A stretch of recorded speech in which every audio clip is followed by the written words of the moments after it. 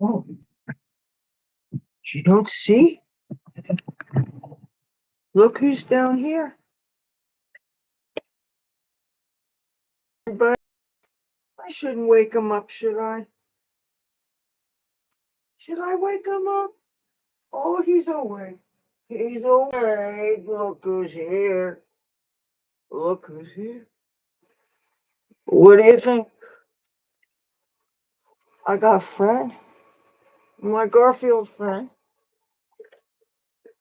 I wasn't sure I was going to go live today, but I said to myself, if I go out, I put a little bit of makeup on, I go out, and if I happen to see him, I'm going to do a live stream this afternoon, okay?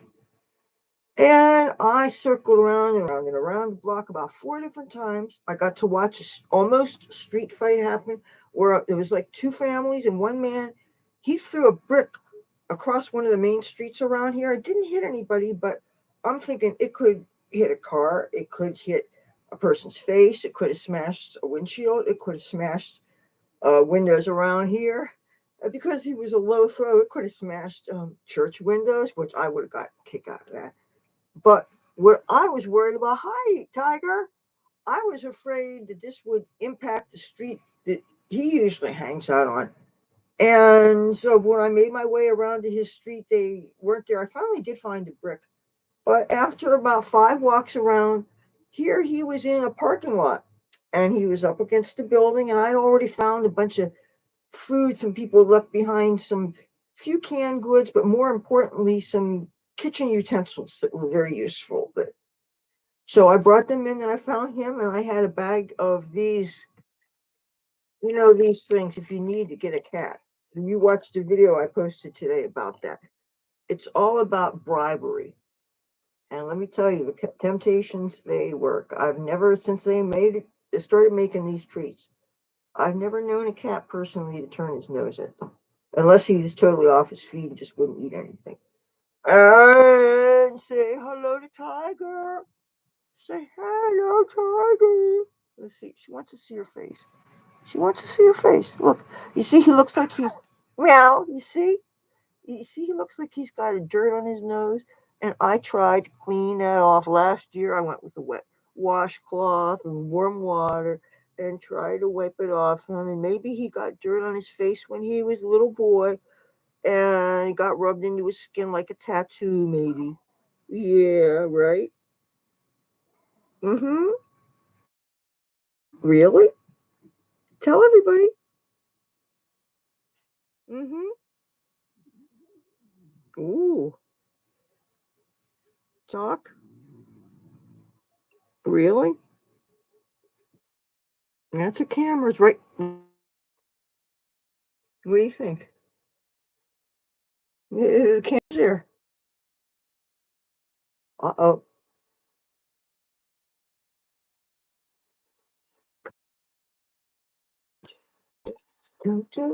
I love Tabby. Whoops. I love Garfield. He's such a good boy. And I have lots of food down there for him. I laid down a towel so he could be in the cleanest part of my floor. Hello, make a damn liar out of me. Where are you going? No, no, no, no, no, no, no. Oh, meow, meow, meow, meow, meow. I go out of my way. I swept up around here to make things cleaner for him. I checked to make sure there was nothing he could get caught on, like push pins or anything sharp. I got cat hairs airborne and sticking in my lipstick. I love it. Uh, Now, I'm assuming we're all grown ups here, right? I would really like to de stress. I wanted to talk to you about some things, but I don't want to ruin the upcoming videos I have. I lost track of how many videos I have in the can right now. I'm guessing it might be 7 or 8. And because of that, I want to make sure that I don't ruin content that you're going to be seeing in the next couple of days. Um, that said, I think I would like to redo some of my braids and do them again and re-dye some of my hair because even though I haven't been washing my hair, it's faded anyway, and I want to make sure that it looks really, really, really vivid. Why it would be fading when it's in braids, I don't understand. Maybe it's the salt air. I don't remember this happening so much when I was on the road in Southwest states and I had my hair in braids. Braids is a really practical hairstyle to have if you're on the road and you don't want to have to worry about styling your hair. You just pretty much wake up, put on your makeup and your skincare, and as long as you're just street legal, you're okay. It's nice having one less thing to worry about, especially when you're otherwise kind of on the high maintenance side. I found the combination of cornrow braids and then using nail polish to cover your eyebrows so that you basically woke up with makeup. And all you had to do was wear your sunblock and then whatever your makeup was. Because this is what I did now. I wouldn't do the nail polish trick now, but it's what I did back in the day. You got to understand, now I try to be really responsible with washing my face before I go to sleep and so I could put the skincare on. But there was a time when a lot of people didn't bother. First of all, they didn't bother with any skincare at all. Or the only skincare I really did was sunscreen. I've always been religious about that. And it wasn't until the 90s, after once I'd started to go to San Francisco regularly, that's when I got started with the alpha hydroxy. I used to be able to get that really reasonably priced at Walgreens, when Walgreens were a reasonably priced store. And this was in San Francisco before the crime went through the roof like it is now. And you could get a bottle that was like over 6 ounces. And it was like no more than $6 or $7. And it really lasted you months. And it was the sort of thing that was great for people with oily skin, which I certainly had and still sort of have. It wasn't a greasy cream. And because it was alpha hydroxy acid, it was an exfoliant that helped to eat away the dead skin cells and everything, which is supposed to be good for the skin. It also helps to unclog pores. And it was a kind of a moisturizer that wasn't necessarily kind to grease up for your skin, like if you have problems with that. Oh, I realized I didn't take down the shirt. I sometimes hang my clothes to dry to finish drying a little bit up here. Now, oh, where did Garfield go? Oh, there he is. He's underneath my closet. Oh, he's a really well-behaved cat. He has not gone to the bathroom any place. Okay, am I have two concerns. I don't want to. Well, you guys are grown-ups and I'm a girl, so just don't freak out, okay? I'm not going to risk breaking my neck just to be modest. But I just want to take this down because I think it's dry. And okay, see? I don't use all edges of the light fixture. That's where I hung this on my there. Which, by the way, are mice. You can hear them scurrying around and stuff.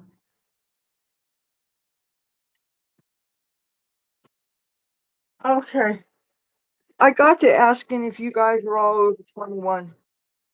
Now, I'm not going to be like some of the live streamers that do age restrictions and stuff. I don't do censorship and I don't do age restrictions, but I also don't want to get anybody in trouble or be a bad influence. But you know what? I'm I'm really in the mood to inhale some of the devil's lettuce, okay? And I even have two candles lit here, as you can see. And just have a couple of crumbs from one of my buddies showed up the day that I was in dialogue with a mail carrier over the doorbell not working, even though four different people rang it to get my attention. And anyway, one of those people who rang my doorbell successfully had some roach weed for me. And that is what I'm about to inhale right now. So, hey, mailman, if you're watching this, I don't have any problems with my doorbell. The only time I don't hear the doorbell is if I have a real loud self hypnosis tape, not tape, YouTube video. And I'm going to give you some recommendations of some more YouTubers that I really enjoy, by the way, after I do this. But if I have my TV on 100, but then say I go into my mom's room and I'm watching TV with her, and I'm trying to give her a lot of attention for every reason in the book, because she's my mom, okay? And her health has not been too good lately. So I've been wanting to spend more and more quality time with her. And it's a lot of times it might be watching the same thing that she has on TV. And sometimes it's Jeopardy. If my mother, good. You see what I have as far as supplemental lifestyle? I have this pole lamp thing. Excuse the mess. And then I have that. Little by little, I'm working on my tech setup. I still haven't figured out how to use those other two devices. I really need to go to the library computer desk one of these days.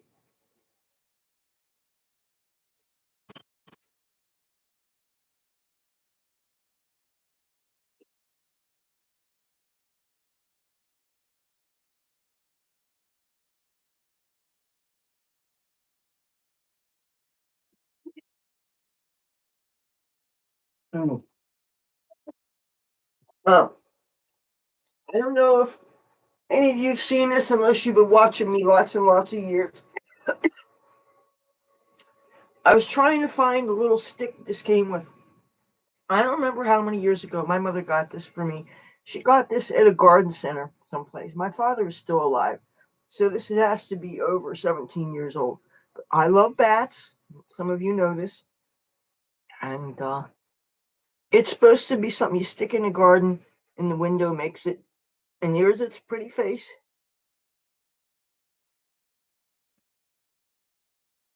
It's painted very realistically.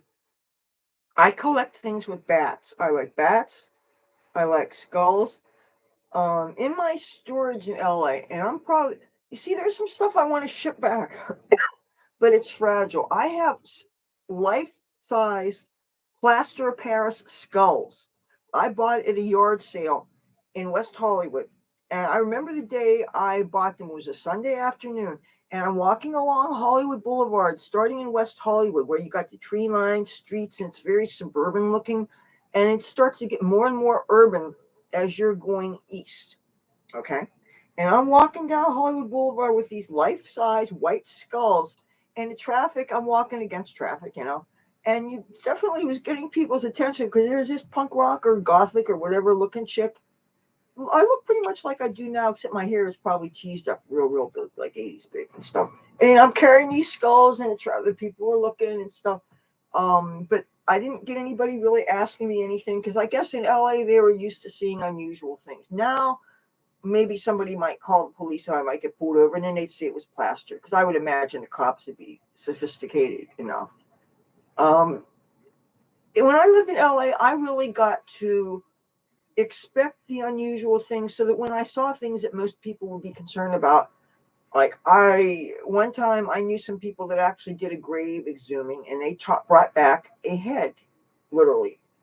And they took it into the apartment where they were staying. And I saw it and it didn't occur to me what it was. It looked like chopped liver. It smelled bad. A lot of it, we were doing lots of different kind of drugs then. Speed was my chemical of choice in those days. And I was writing my journals and I saw this. But when they all went drinking, they were drinking, a bunch of my roommates, squat mates at the time, and they decided to go into a grave site. And I was never dumber than the people around me, and I decided I was not going to go with them because something tells me if you're drinking with a bunch of your friends, you're drinking, you decide to go into a burial grounds, nothing good could come of it. So I did not go. And when I found out that they went grave robbing and stuff, I didn't see it. I had no part of it. I certainly would never encourage anybody to do anything like that, but they did do this stupid thing. And there's a local paper, not the Hollywood Variety, not the Hollywood Reporter, but another one of those local papers that kind of talks about certain neighborhoods in Los Angeles in the Hollywood area. Anyway, there was talk about this head had been found on the side of the 101 freeway. And I carried around the newspaper clipping in this box of mine that was actually, it was like a toolbox that you would use to take to beauty school. But the front and the back was cut out of it. So it was just basically an empty frame of a box that had a handle on it. And I used this kind of like an oversized purse. Is one of the things I used in addition to my steel frame backpack when I was in San Francisco. This was during the time when a lot of Hollywood people would go back and forth. We'd spend 5 months in Hollywood. and we spend the rest of the time in San Francisco. I would do 5 months in each place. Then I would do the remaining 2 months, the Christmas holidays. I'd be here in New Jersey. That's how I roll. And I would just transfer my things to my storage before crossing the country. So having at least one storage has been very beneficial for me. And for most of this time, I've actually identified as bicoastal. And now it looks like I'm going to have to go back to that identity because even when I lived in New Jersey, aside from the fact that my family's here, I don't really identify with here. It's where my roof is currently, but so much of my life and so much of my business, some of it unfinished, some of it ongoing, is in California. Alex, dude, hey, happy Saturday. Garfield is curled up. Oh, you know what? I don't know where Garfield is. I think he's under my bed because my door's still closed. He's been really good. He's never gone to the bathroom on my floor or anything. He's been a very good cat. Say bye-bye to the bat. I don't tend to name my fake critters, by the way.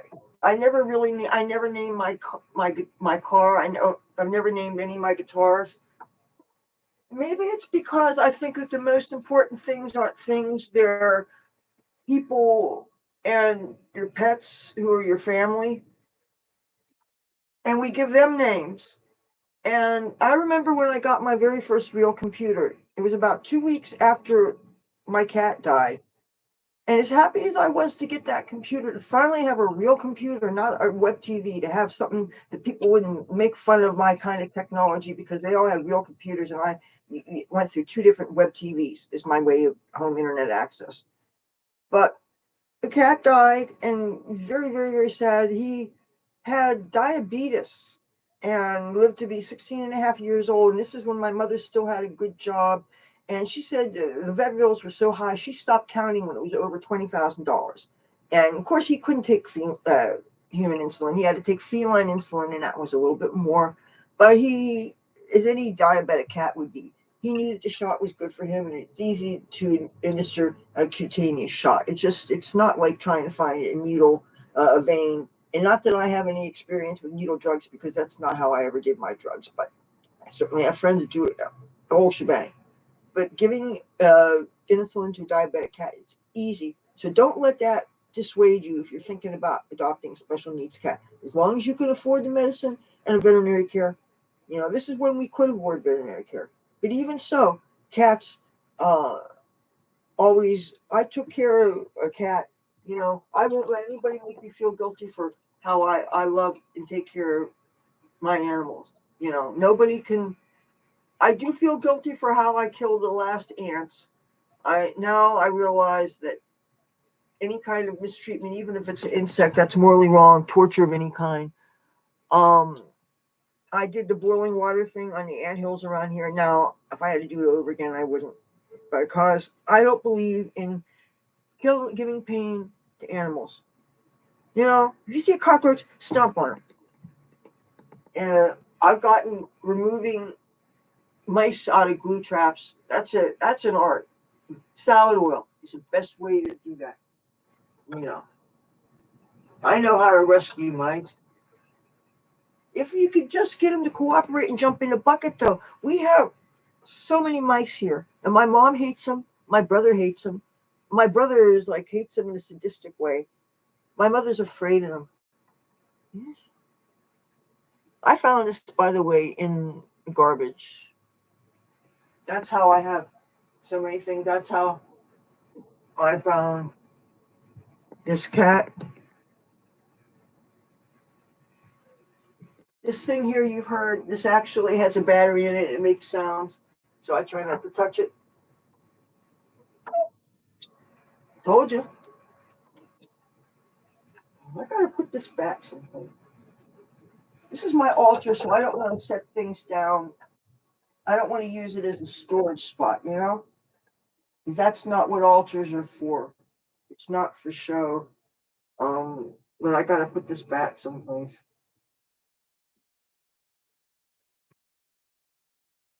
Back. Oops. Go someplace. Um. Ah! Oh, don't fall. Whatever you do, don't get on my filthy floor.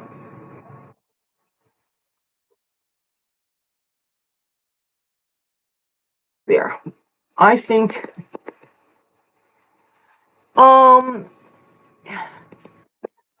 how Garfield, something made me sad. Not last night. Last night I was frankly ready to go to bed. I never get enough sleep. I had only had a tiny little bit of makeup on, and I was prepared to do more makeup and change clothes and stuff if I'd seen him, but I was really needed to get my sleep. And it was drizzling rain, and I saw him, and he was underneath a parked car. And I'm thinking, why don't people obviously must know by now that he's outside. Why doesn't somebody take him in out of the cold? All this time, occasionally people know he's there because occasionally I see somebody has a can of cat food out, whether it's for him or for whether it's for another street cat. I don't know, but if you know that there's especially an older cat, somebody claimed he's been feeding him for 8 years, and he's starting when he walked up the steps. I let him walk up my steps today, and he was. You can tell when a cat has arthritis, and they're just not galloping up the step, but they're doing it in a way like their legs are a little sore. That's the thing is, I talked to somebody on Facebook today that recommended to me. I was talking about how expensive veterinary care is, and she was talking to me about pet insurance and how low the premiums are when you're dealing with a kitten or somebody under 2 years old. If I've taken a cat off the street who has an unknown health history, that it has to be what they call geriatric, just like with older people, their health needs all of a sudden it goes from negligible to all of a sudden you have these bills. And that's the thing, it's just too expensive. But I already want to get a litter robot. And I'm thinking, why don't they make them clear so that you can fill them with a litter like the pretty litter that changes color? That way you don't have to get your hands on the scooping of the litter box, which is one of the issues. I think it's important if you're going to live in a small house or a house in an RV setting, like, or in what I want to do, get the school bus. And I just thought of something, say me and my mother get out of this situation, and before I make the permanent move to LA, because she absolutely flat out refuses to go with me to California. But she's thinking, she's finally accepted the idea of maybe going into senior housing. And I, as her caregiver, that would mean I can be a roommate, right? And oftentimes housing comes with a parking spot. And a lot of times these buildings, it's an indoor covered spot. And I'm thinking, wouldn't it be great if it was big enough for me to have my school bus parked? And then, you know how when you're working on a vehicle, you can't work on it on the city street because I guess it looks unattractive and you get tickets and stuff. But I'm thinking if it's in your own personal parking spot and it's you're not making a mess and it's indoors, the city can't see it.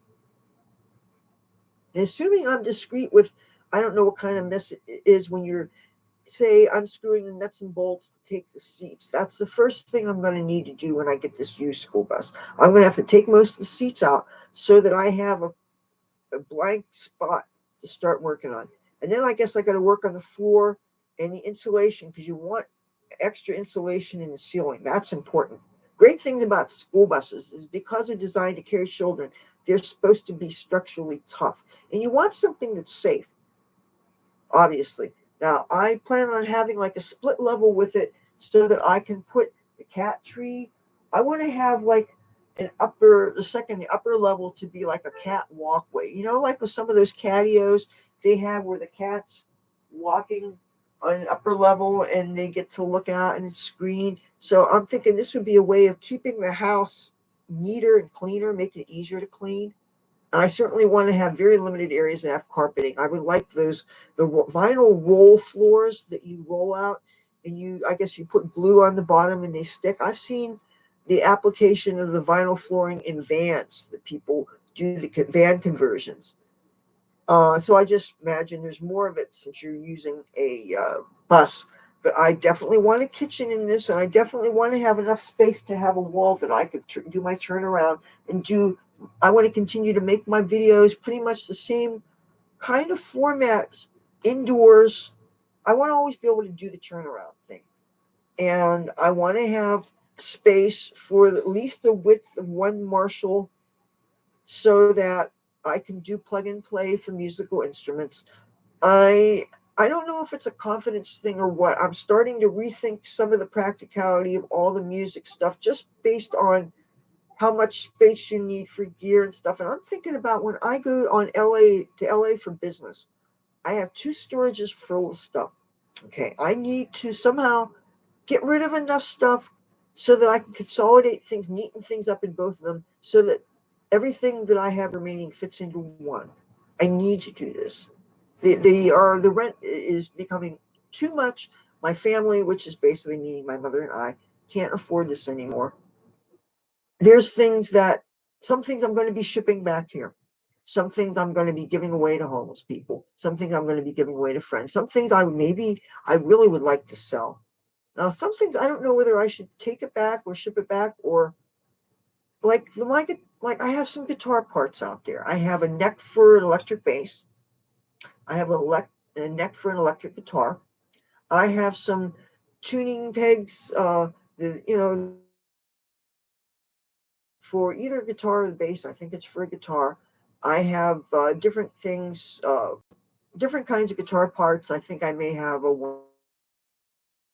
Um, I don't I don't think I have a Floyd Rhodes system, but I have a bunch of things. I'm talking about things I haven't seen since the 90s at least. Okay. So there's things that I have because every time you have an earthquake, it settles things. There are things I haven't seen maybe since the first storage. And I have definitely moved things, my LP records in both storages and fixing things. And I think I've done some things stored the wrong way. So I'm going to have to neaten things up and push them hard against each other to minimize any warping that may have happened. Oh, damn. Yeah. Ouch. Guys, don't do what I just did. Plastic is a really stupid uh, thing to use as a candle holder. I just used that had been a container for a sample size for one of those SD Lauder creams. Felt real nice. You know, they charge so much for that stuff. And nothing works as good as getting a shot from a doctor.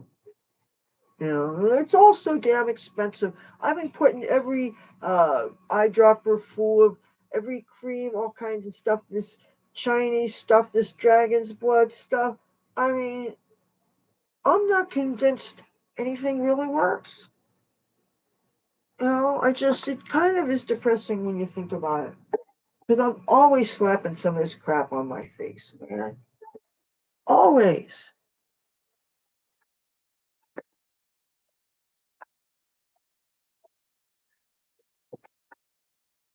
This here is 4 boxes of stuff. Lately, I've been putting on this stuff that says skin whitening cream. It's supposed to fade freckles and stuff. This said, yeah, whitening cream. That's what it says. And price was really good. This, and they have, whitening freckle remover. You notice there's pictures of the Korean models and stuff, the Asian girls, and they just have such, even if you allow for the digital editing and stuff, their faces are all so even. And of course, they take the pictures of them when you're like 16 years old. So, of course, you're beautiful when you're that young. You know, this, a lot of these things, though, are in such big containers. I don't know if I'd be able to fly with them. Not that I fly, but because of the liquid restriction. Like for instance, most of my sunblock is in at least 6 ounce tubes, and this is a real little tube. This is 1.6 ounces, and it's just 50 SPF 50, but it's nice and portable. I know I'm going to be having to bring lots of sunblock because that's something I practically bathe in when I'm outside, even though it can. if it doesn't sink into the skin, it can make dirt stick to you, blowing dirt around or sand around and stuff. These things, I just love the packaging on these. Now, the actual container, see, most edges is see through. The actual container is about the size melted, you see. So, and so the stuff doesn't last very long, but it's really, really hot. And because I don't have air conditioning, I can't tolerate most moisturizers for the most part. It makes me motor oil on my face. And aside from sunblock, I don't like my skin is literally still too oily and too greasy, and they keep on. All you hear is moisturize, moisturize. Don't neglect your neck. Don't neglect your chest. All this stuff. But I'm gonna be bringing this stuff. I'm gonna be bringing some of this when I go to California. I don't know how much time I'm gonna be outside. I don't know how much I'm gonna be inside. See, this is very similar packaging, and yet this stuff has a different color than the other stuff. Look, this is supposed to be also double as a makeup base. I think I'm going to, if in fact it does add some whiteness to my skin, I'm going to order some more of this. It says golden protein revitalizing cream for ladies. What do they assume that men don't care about their skin? Come on. There's a lot of men who put stuff on their skin. Oh, this has really intriguing things in the ingredients. As you can see, not everything is in Chinese. Take a look at this. You recognize this if you know Latin at all. You know, okay, but I gotta maybe hold. Can you see this? You recognize some of those? I know I sure do. So this I should probably repurchase. Yeah, I think Garfield is under my bed. Something tells me this is not going to be overly greasy. So, but the thing is, I haven't found out how this stuff plays with the retinol. I don't want to slack off on the retinol that I use. There's two very important ingredients that I like to incorporate into my skincare no matter what. Retinol is one, and the other is vitamin C. This is a jar of vitamin C.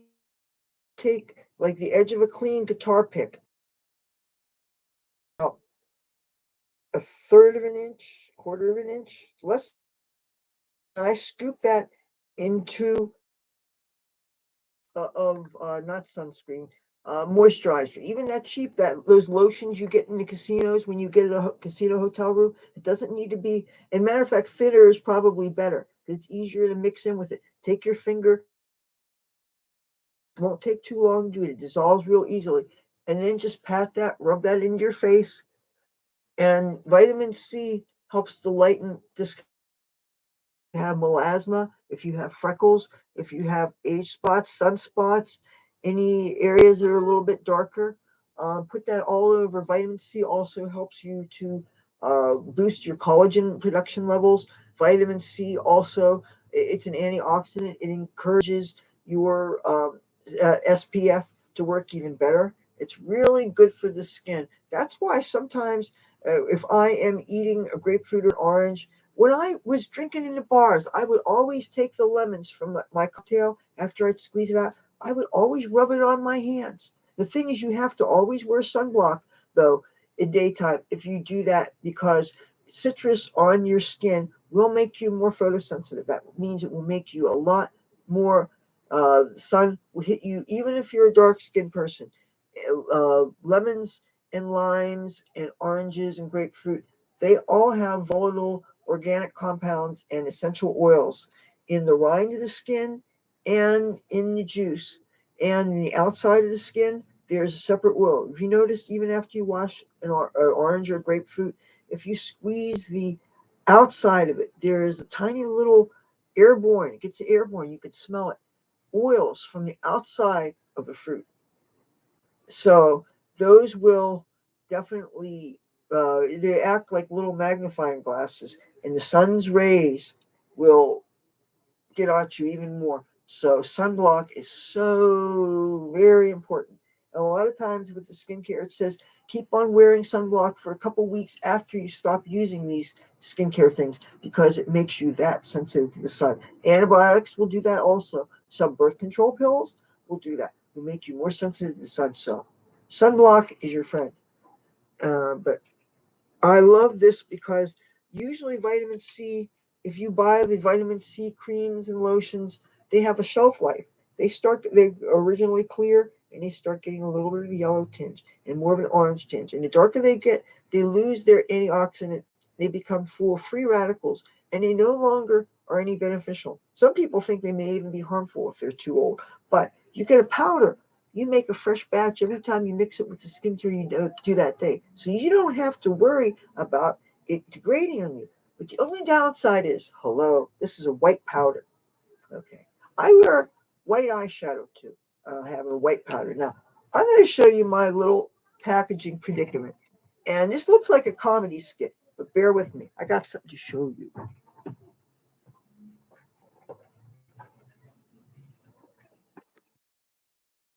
I think this is the box. I don't know. Oh, this is another skincare I'm using. I pumped this into my hands because this is something I'm testing for.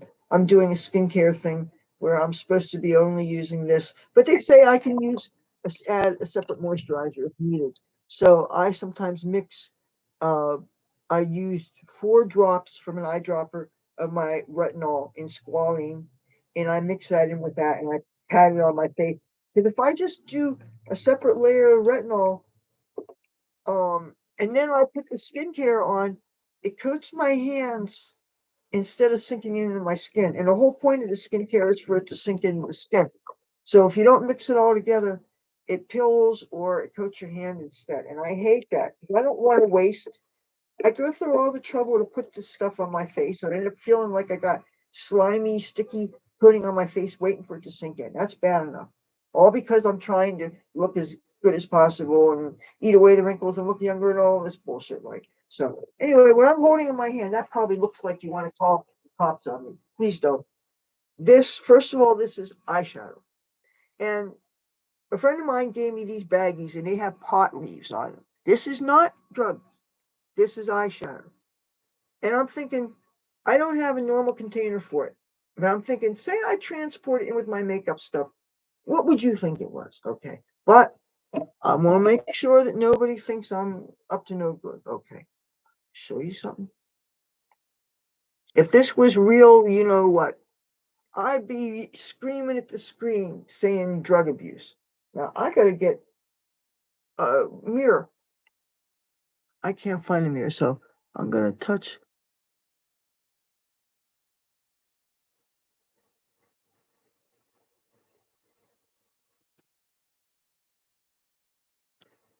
Oh, I'm having such a hard time. Now, see? It's not drugs.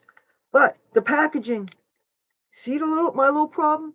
So say I want to bring my vitamin C. You see, another predicament I have. That jar of vitamin C, if an asshole cop was to think that this was a drug, this is a large pile of if it was a drug. Can you imagine if he threw this out? This cost me almost $5. This is over a year's supply of my vitamin C skincare. I don't want a cop to fuck with this. So I got white eyeshadow. I got vitamin C powder. I'm gonna be traveling. How the fuck do I safely transport this in a way that it doesn't look like some kind of drugs so that when I say have my makeup bag in a scanner, conveyor belt kind of thing, because I don't know how I'm going to travel. I may very well catch a Greyhound special, in which case, in a post 9/11 world, I'm sure they got all kinds of new safety measures in place because they don't want people causing problems. You know what I mean? And I don't want to say what those problems are. So they're going to be x-raying things, and I don't want them thinking this is something bad.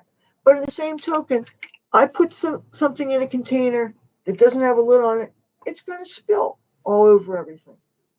And I don't want to be without my vitamin C. I don't want to be without my white eyeshadow. When you have white skin like this, you need white things. It really, So anyway, it's something to think about.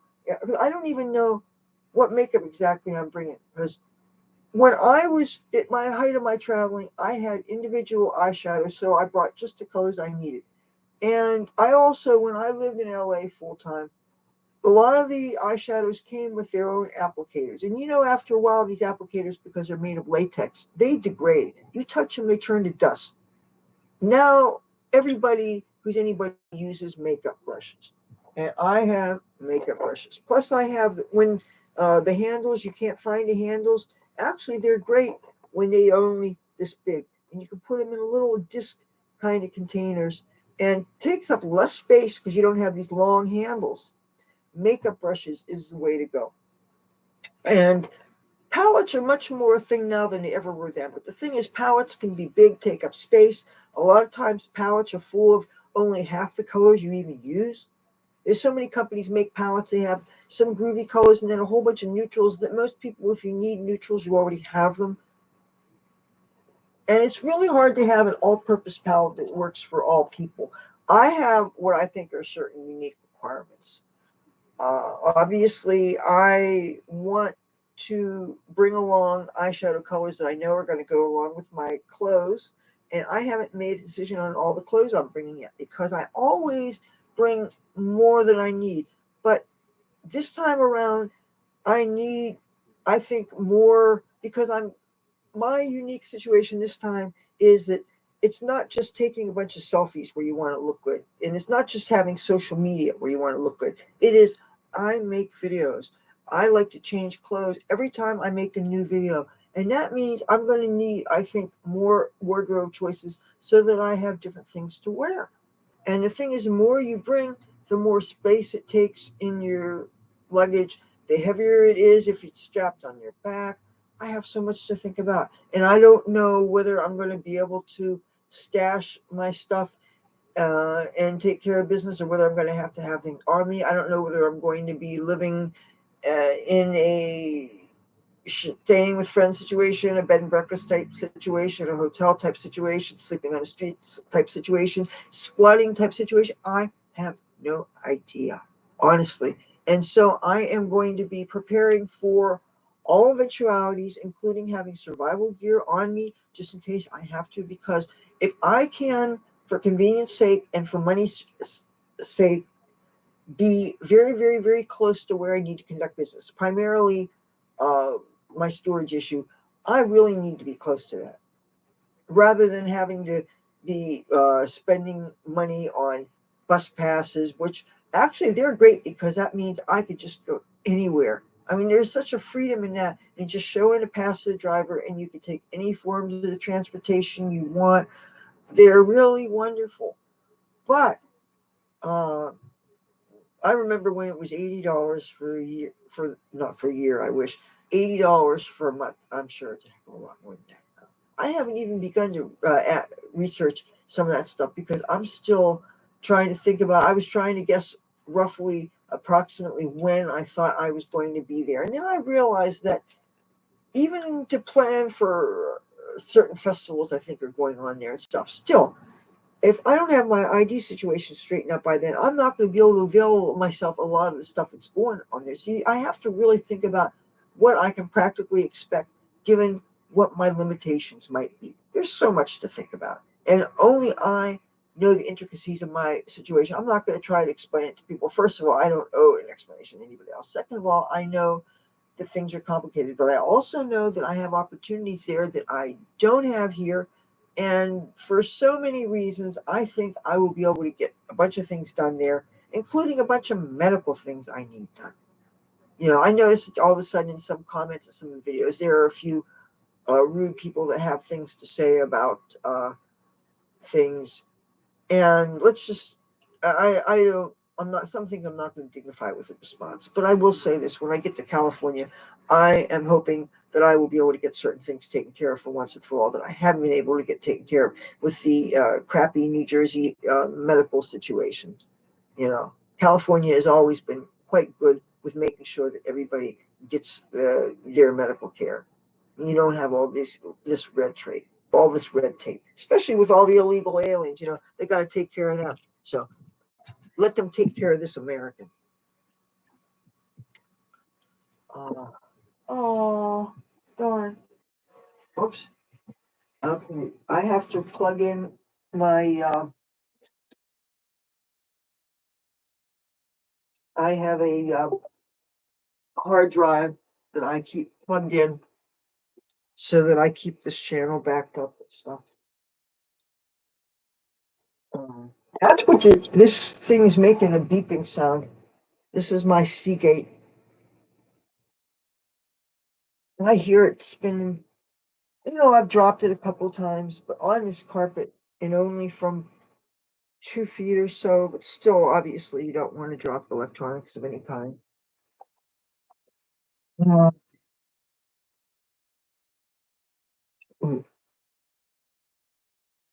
okay. I think maybe that was beeping because one of the USB containers wasn't pushed in all the way. Yeah.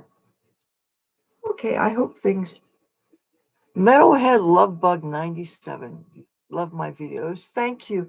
I like your username, Metalhead Lovebug.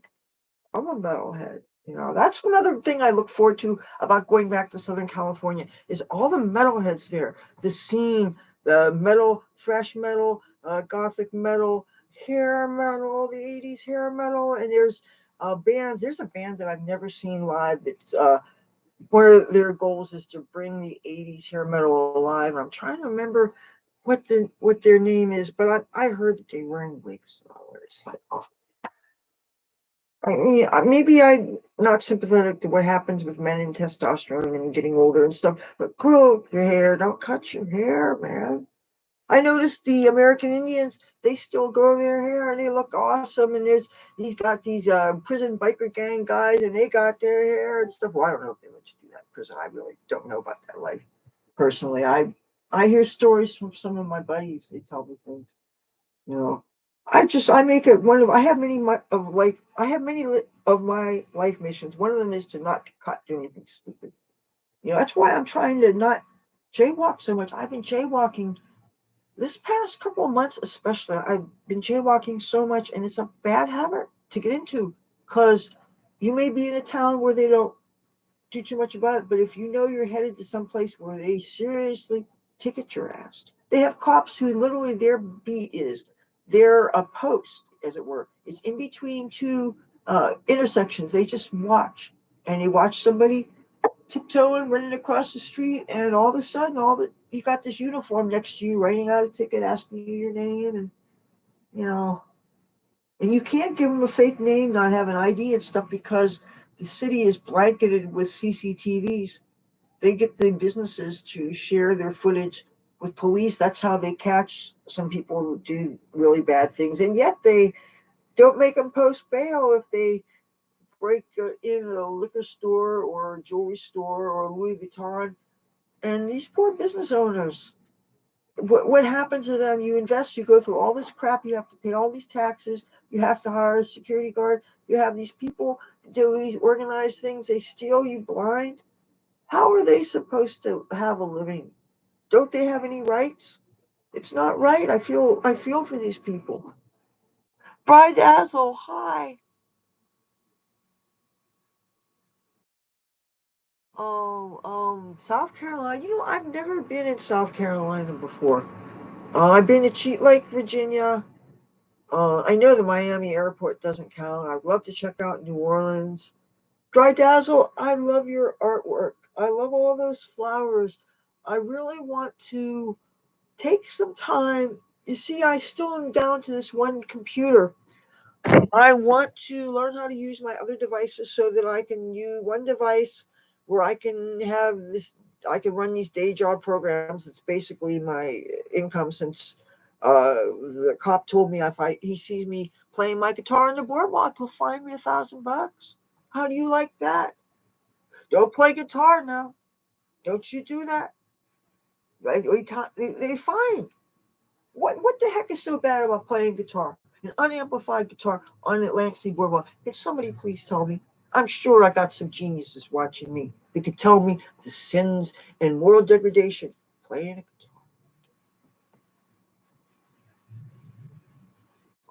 guitar. I don't see it. Well, you know what I am going to do? I'm going to go and where do I have? I actually found an old uh, paper plate, and I cut strips that I use kind of as matches. I don't have a lighter at the moment. My lighter is the kitchen stove, so I need to go to the kitchen stove, and I need to light this bowl. If you're under 21, look the other way. I'm a grown up. I need to de-stress. This is my YouTube channel, and this is my live stream. And damn it, just because I don't have ID doesn't mean I'm not really grown up. Just because I don't have ID doesn't mean that I'm not really over 21. I promise you I am. Stop. I don't know what Garfield is.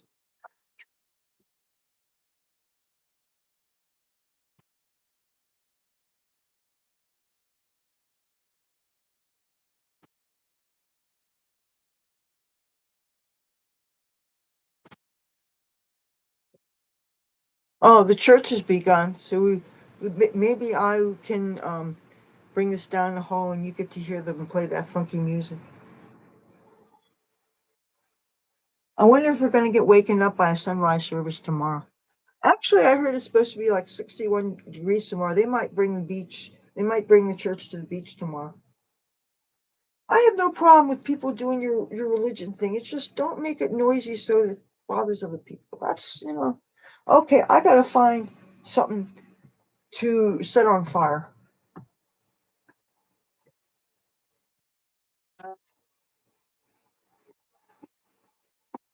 Yeah, you're going to hear a bass pretty soon because they're playing. It sounds like, well, you know, it's a Spanish church, so they're going to be getting it. Da, da, da, da, da, da, da, da, da. You fail me. Do I have kids? Do I ever want kids? Why? Why do you want to know? Is it because I'm female that you automatically think that we're all brood mares? That that's what we're put on Earth for? Which, okay, technically, if you want to be, there's a lot of people that think that a woman's purpose is to service a man, give birth to his children, scrub the floors, clean the house, do all that stuff, right? Well, you know what I think my purpose is? I think my purpose is to find a cat and kiss a cat. Oh, he's purring. Hear the purr. Oh, this is my purpose. I don't have kids. I don't have children, but I have kitties. I have a kitty. I love a kitty. I don't have any kitties. I have dead kitties. My kitty ghosts might be in the house. I hope the ghosts of my kitty with me and don't stay in this terrible house when I finally. Oh,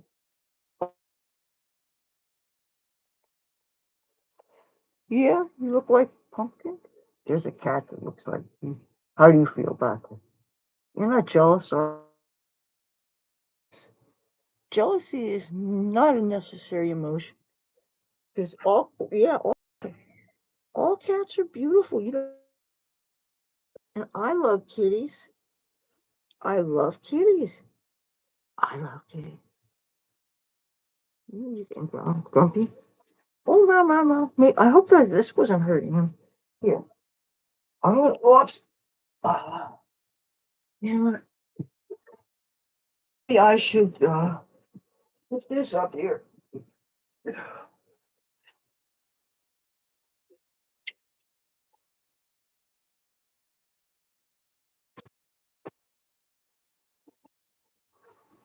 I think he has arthritis, judging by how he took his. I need to find something to light a little fire so I can.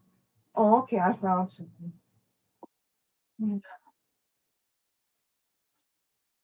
I had accepted the dirt on this floor for a while because it was hard for me to care because I'm still sad over the death of my cats, and I know that this place just pretty much needs a flamethrower put to it when we leave because it's disgusting and all that stuff. But that said, I want to protect this cat.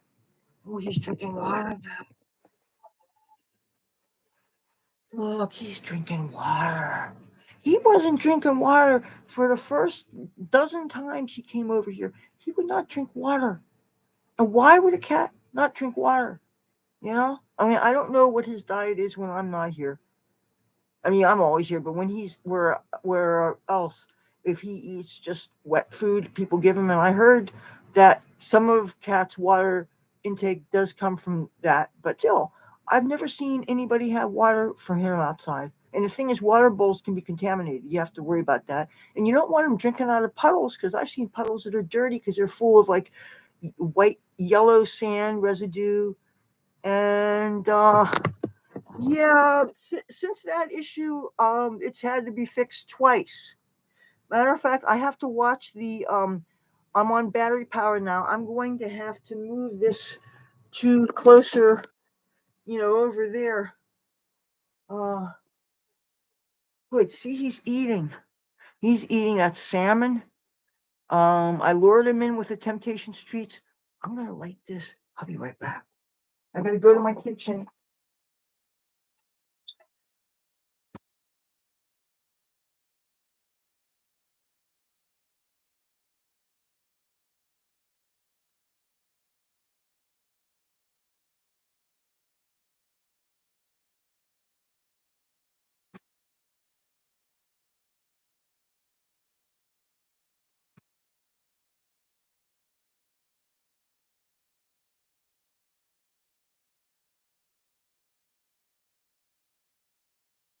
After he eats this, I'm gonna treat you guys to some um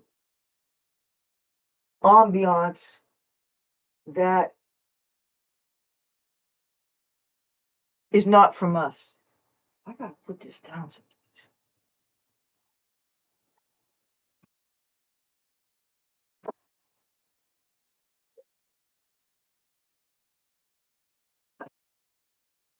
All right.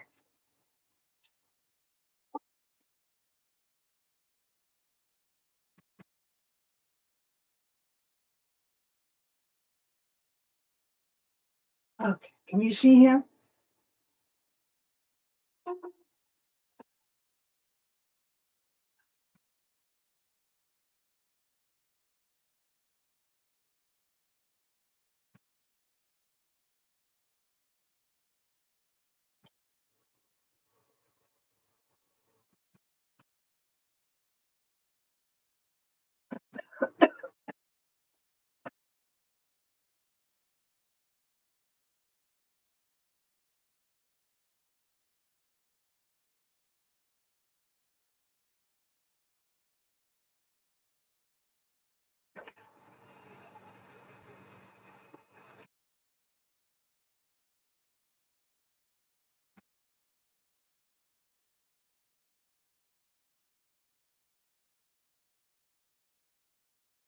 I'll take you down the hall after he eats this.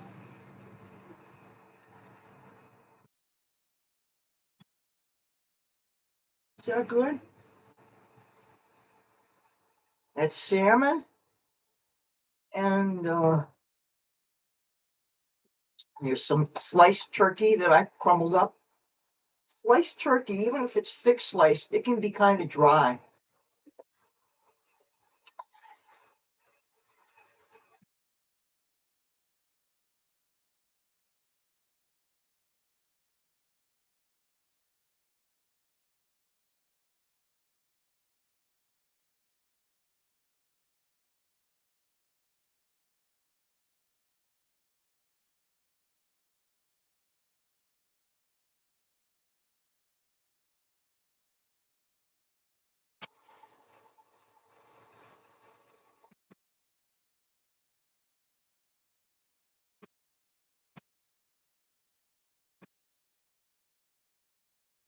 Smoke them if you got them.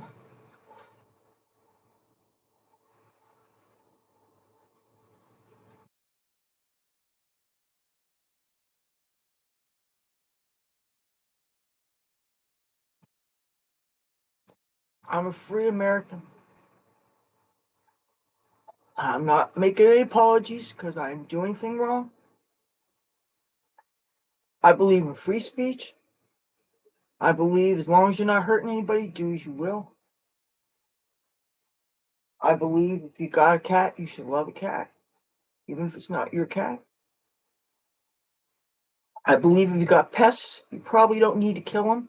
Well, cockroaches, okay, bedbugs, okay.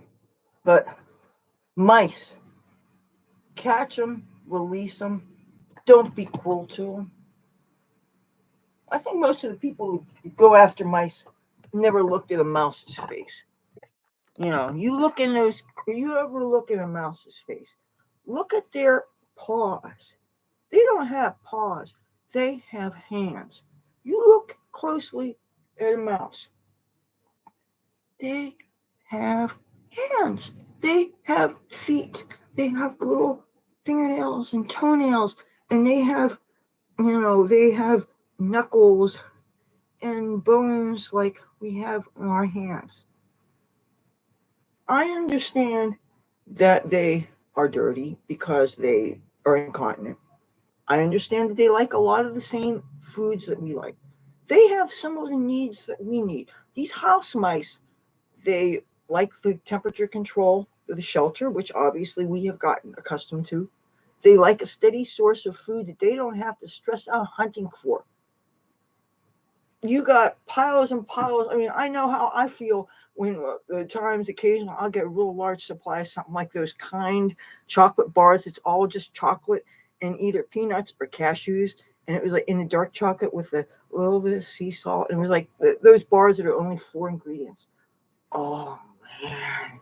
And I had like a large amount of them. I had a source who said, "Hey, Leathur, you see anything you want?" I took them.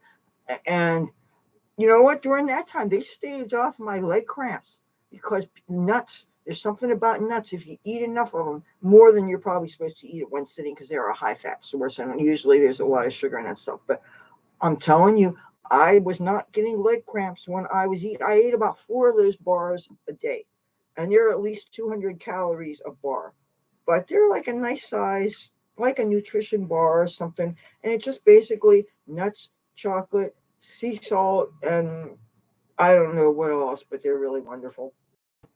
But I like healthy things, but I also like junk food too. And I know I put on a good 15 pounds this year because I just not saying no to bad things that were in front of me. And I don't want to say I hate myself for it because that's a real strong thing to say about yourself, but I am not proud of myself. And, but at my height, I was working out 5 days a week, and I was really hardcore and I loved that and everything. And I have all this workout equipment. So I started working out again, and I've discovered since I don't get the same cable channel that had one of my favorite workout guys, which is Gilad Janklowitz, if anybody's taking notes. He's this Jewish guy that was doing workouts out of Tel Aviv, Israel, and also somewhere in Hawaii. And he's not a young gentleman. He's been doing this for I don't know how many decades, but he's really uh, has a great attitude, great backstory, uh, good looking guy, nice body, does all the proper things that you expect from a fitness coach, and is surrounded by all kinds of people, but they all have nice fit bodies. And he has men and women, and sometimes he has some of the people that he has as the other workout people behind him. They've been with him so long that their kids, they sometimes bring them on there, and he has these anniversary specials and things. But anyway, I don't get the JLTV anymore on our cable thing. So, but you can get anything on demand.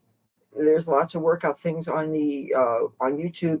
But what I like to use is those. I watch these prosperity consciousness videos that show like the yachts and the rich resorts and the things that only the most wealthy people have, the beautiful designer clothes and those huge clothes closets. See, that's what I want.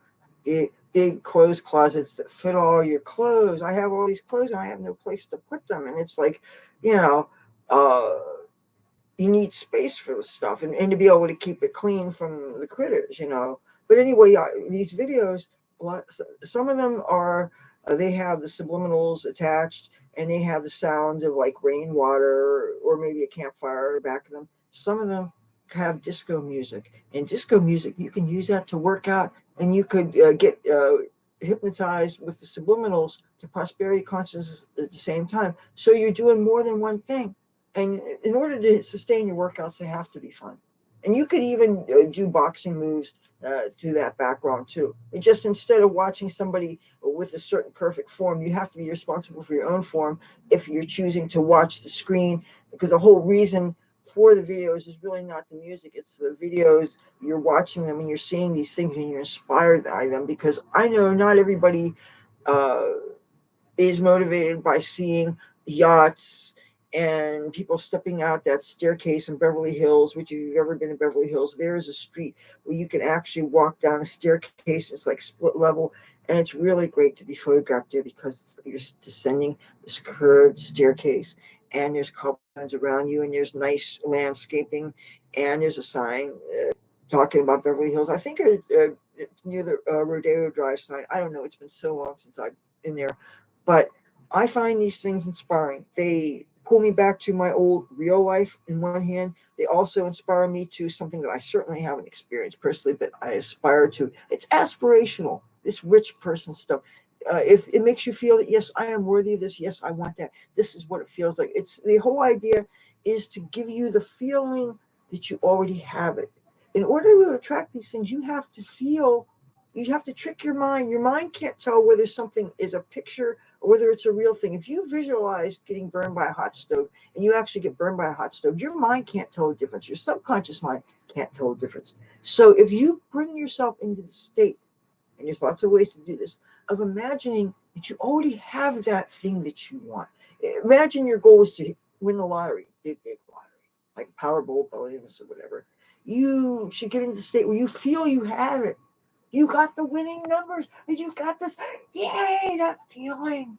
There are some videos that give you that feeling. The ones that do the quantum accelerator, or the ones that look like, the later Star Trek episodes, where you have this illusion that you're in the seat with the people running that are operating the ship, and you're going to warp power, and all of a sudden the stars and everything is going past you real fast, and you hit a wormhole or something, you're going real fast and you're accelerating. Well, there's these videos that give you that feel like you're speeding toward toward your goals, toward the reality, and you're being plugged in. They call these booster videos, and they work with subliminals, and you really get into this headspace where you have it. You feel like, I have it, that thing you want. If you say, my goal is I want this, I'm gonna, well, then you're always gonna, but you're not gonna get, because the future never happens. Tomorrow never comes. But you say, I have, I am, I have, not I want, I'm gonna. I want tells the universe I'm in a state of lack. But if you say you already have, you're grateful because you already have. And I am being inspired by these videos of people who teaches these techniques, who really are great at visualization, who they're not just talking about the theories. They actually have put them into practice, and they have seen the results for themselves. They've gotten the things, and they have millions of views because they actually have got the yachts, and they're living in nice homes, and they were able to buy their parents cars, and they were able to help their friends out, and they were able to do these things because they attracted them themselves, or they were inspired enough to get the self-esteem boost to know that they could do it. Sometimes you just need to know that you're worthy and you can do it. And they say that, how do you eat an elephant?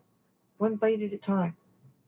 How do people run marathons? And I certainly am not the one to ask because I've never even tried it. But they train. And I've tried running before, and I've never gotten past the side splits feeling. And I watched. I was a volunteer once. Well, I was when I still worked for WZXL. I very briefly worked for a local radio station, and sometimes they would use me for public appearances when they wanted a visible presence at some public event. such as the Atlantic City Marathon, they had me dress up in a guitar costume, a tutu or whatever. Which there's a tutu as part of this dress, and you stood with a sign saying WZXL welcomes you to the Atlantic City Marathon or whatever it was. I don't remember. You're cheering them on as they're running down the boardwalk. And one of the things I really noticed is the variety of bodies among the runners. It's not just tall, skinny runners. I see runners of all shapes and sizes, and that taught me that running alone is not going to necessarily give you the kind of body you want. Now, the body I want is basically the body I have, well, except for the height, which I'm not again, obviously. But I just wanted to be skinny, and I wanted to have the healthy muscle mass, which is important because every year your body loses a little bit of muscle mass. Lean muscle helps you to build fat. Lean muscle is healthier. Muscle is strength. Our bodies are here to work us for our bodies are here to serve us, and we should love them. Even though I dare say that if I'm being a hedonist and I'm giving myself certain pleasures, which yes, eating a slice of pie that I love, that's a pleasure. I am saying I love myself because it's something that it tastes good, that if I had to spend money on it, I sure as hell wouldn't. But if I can score this pie that would normally retail for $5.99, and it didn't cost me anything except an hour or two waiting in a line, and I get this, like now it's an apple pie that's in there, but my mother thinks it should be baked again. I don't know. I like pies. Whoops. But I like those fried pies, those fried apple pies, like those McDonald's ones that are just fat and sugar. I know that's not healthy. But I like to bake apples in the oven too with butter and cinnamon and sugar. Ooh, ooh, this wrist is hurting me. I have to use the right wrist. Uh,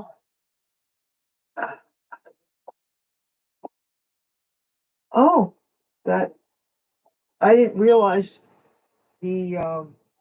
Oh, this pulled out a little bit. You know what? I think I may need to plug my battery in because any minute I'm gonna get the low battery thing.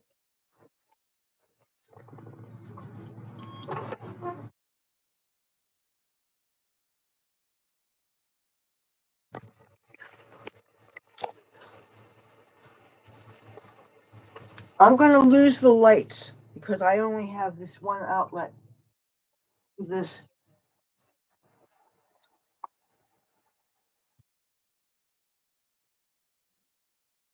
I have to fiddle with the thing. Oh, good, it says it's plugged in. Yeah, not all of our outlets work all that great. This building is over 100 years old, so when that gets a bit more power, I want to take this to the hallway so you get to hear the Spanish church that we love so much.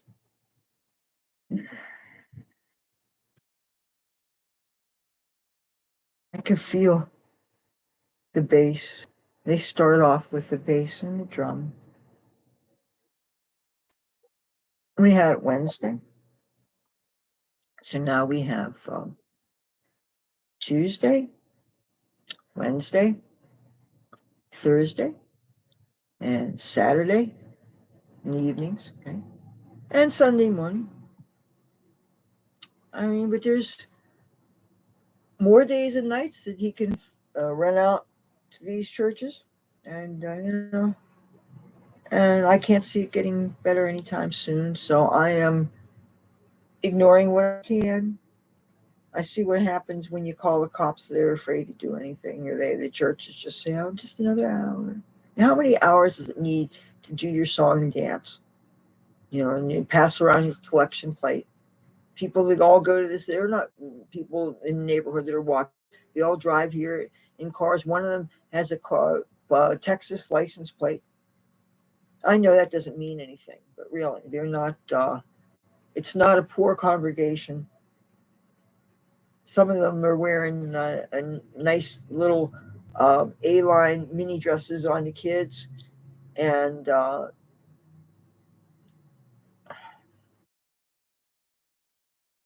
wish this would charge up real fast so I could bring it down there. I want to wash my hand. Let me do that. I'll be.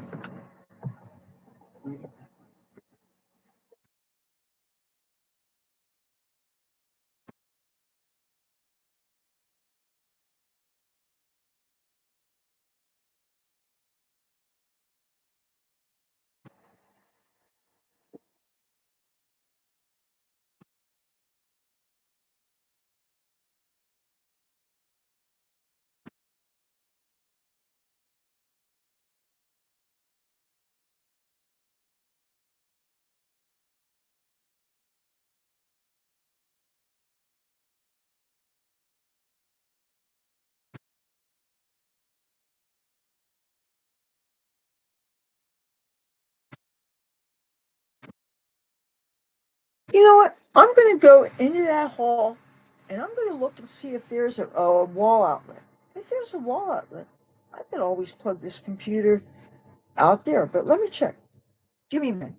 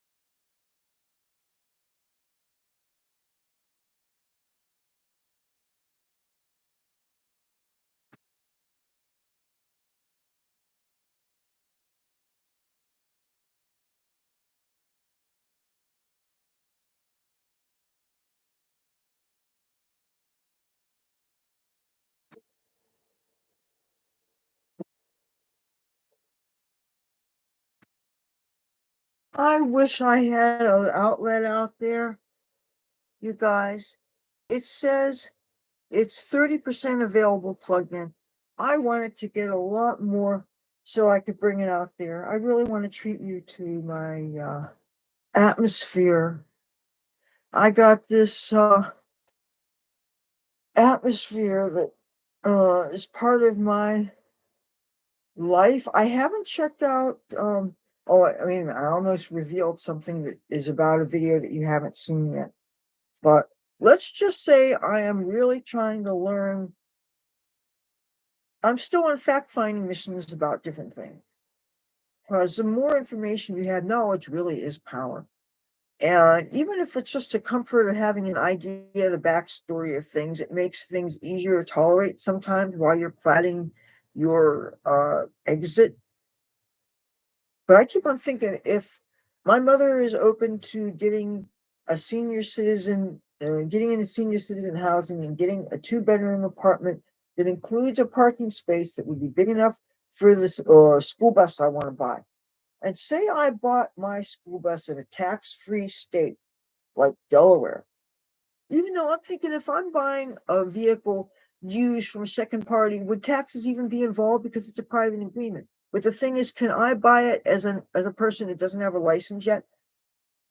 And how would I get the thing from Delaware? Would I have to personally buy it in Delaware? Because if I buy it from a Delaware person, then I would, if it was legal sale, I would have to pay New Jersey state sales tax.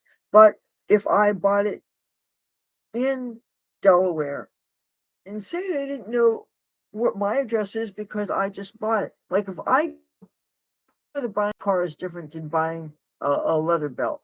I go to a store and I buy something, especially if I'm paying cash, I'm not putting on a credit card. They wouldn't have any reason to know my address. They wouldn't know who I was and where I lived, or even if I lived in a place or not. But if you buy a car and you have to have registration would involve a specific state. And if it's the same state and this is a no sales tax state, then you have nothing to worry about. But if, like, I remember when I have bought computers, and so I could take advantage of not having sales tax, I had them shipped to my Aunt Joan, who's dead now, and she lived in Delaware.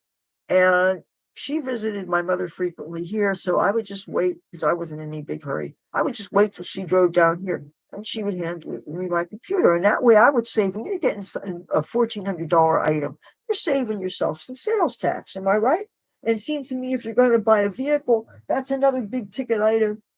So if you can save on tax, now I know I want to get something, I don't want to get something that's 20 years old because, like, I know by judging by the bus and the jitney that the church downstairs has, they have to have it running for like 15 minutes just to charge the battery. He has all these problems doing all that. You're spewing carbon monoxide in the air. That would never fly in the state of California where they smog test you. I can't have a dirty vehicle. But that said, a new vehicle, I can't, I don't even want to think about the prices because I'm a sports car girl, really. That's what I like. I like beautiful, fast cars, but all the stuff I have, and I've slept in a car before. I don't want to go through that again. It's different when it's a bus that has a high enough ceiling in it. You can make it look like a bedroom and you can make it look real cool. And, I can have a platform where I curl up in a sleeping bag. I'm fine with that. If anything, that makes things like having a bed and stuff much easier. And I'm not, and I don't have to answer to anybody else. I don't have to worry about anybody else's convenience. I only have to worry about my own aches and pains if I'm dealing with that. But if I have cats, I deal with them. I have this cat tree, this cat tree and stuff. I have I do want to sell off my railroad sign though before I move to my next place. You know, because I know that would look good. That would look nice in a bus, but it's a and things that have a heavy weight. It just means that you're paying more for your gas, and that's another thing I have to consider. I know I do not want an electric vehicle because the technology's not there yet. Especially if this is something I'm going to be sleeping in. I hear about the car fires and stuff. I don't want something like that, you know. Plus, you want something that has a lot of get up and go. If you need to make a fast getaway, some invasive maneuvers or something, like when people had to evade, you had mudslides, you had forest fires, you had all these reasons why people had to evacuate. Say there was only one way out, and you were given the evacuation orders, and sometimes you have to go from 0 to 60 real fast to get out of the way, and it's important. Evading or rising floodwaters, that's a big thing. They say turn around, don't drown. You have to find ways around things. I'm concerned about, and I don't know if there's a national database of underground parking garages that you can access. There should be a thing that they usually have pay by the hour. They say there's an emergency because there is a tornado coming for literally this area. People are on the road, and obviously if you're in a trailer park or something, you can't stay in something like that because they get sucked up by the tornadoes. I have my school bus again, that may be my house, but that could get sucked in by a tornado. But if you get in an underground parking garage, and again, what if I don't have the $8 to get in the damn garage? It seems to me if you're evading a tornado, that needs to be free because you're protecting your life. And I think there needs to be a national law, if there isn't already, so that when there is a tornado or some reason why people need to get underground. Well, I guess you could extend that to a hail thing. But how much hail is where you actually can't risk being outside? Because I don't know if you can cover windshields and windows with something when hail's starting. See, that would be nice if you could carry something with you that you could strap on to your windows and your windshield. Pull over the side of the road, right? Strap this on over your windshield, over all your windows, and like I don't know if it involves leather straps and elastic and cardboard or something, just so that whatever size of hail it is can't smash out your windows because window glass is expensive. And especially not everybody's got a spring for I don't know how much safe light is. Not everybody has the every kind of insurance there is and stuff. And I'm trying to think of a way to protect yourself. If you're going to be out there, any elements, and you don't know, I want to be able to monitor the weather all the time. I would like to have a screen, a nice big beautiful screen that has a weather radar. I don't know. You see, I guess if you have a cell phone and you have your coverage, then you can use that to monitor the weather. And I guess you could use that as an internet connection and have maybe use that to power your screen. But I'm thinking of doing this for as cheap as possible, obviously. And I'm thinking it would be nice to have a nice big screen. By big, I mean really big with weather radars. I always thought if I had a houseboat, I would have three nice big screens in my living room, most of them on silent. One of them would have news on, like, Fox News Channel or whatever. Another would have a weather radar, and another could be used, like for internet or something, or just to have some nice big monitor would be nice, and a nice sunken living room. I was thinking a cuddly white carpet for the houseboat, but if you have cats, that's not a good idea. But it's a shame the harbor here in Atlantic City isn't open year round. Wintertime, you got to dry dock or take your boat someplace else. And I don't know if they have boat storage areas here and stuff. But if it was your houseboat, you'd have to take it someplace else. Or if you were renting it, since I heard actually owning is kind of a pain. But then go down to Florida for a while. But then what happens when they have hurricanes there? You still have to, if you have a bunch of your stuff in this boat, where are you going to put it to protect it? You know, and you might still need a vehicle so that you could tow it. And again, that's another expense. And so you're actually living in this boat. What are you going to do with this vehicle that you're otherwise not using? There's so much to think about. Because I'm thinking I would really like to check out Key West.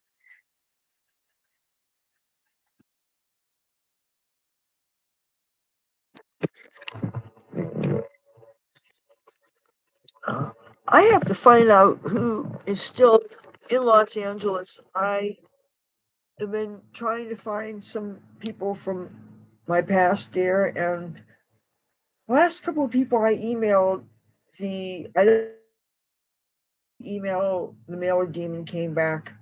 And the thing is, I've gone through email addresses that I had. I used to have a bunch of Yahoo accounts, and unfortunately let them go.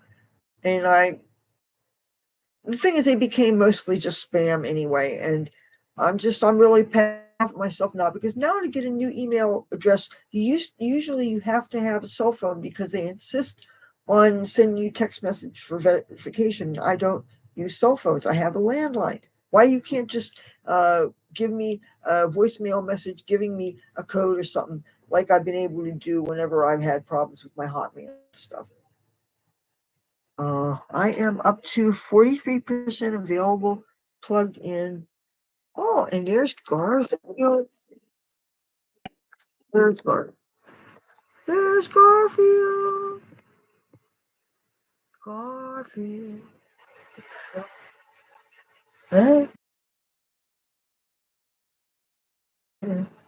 my baby. Well, you're not my baby. You're my friend. Oh, I wish you were my cat. You. Oh, he's purring. I wish you could hear this purr. I wish you could hear. Oh, the purr.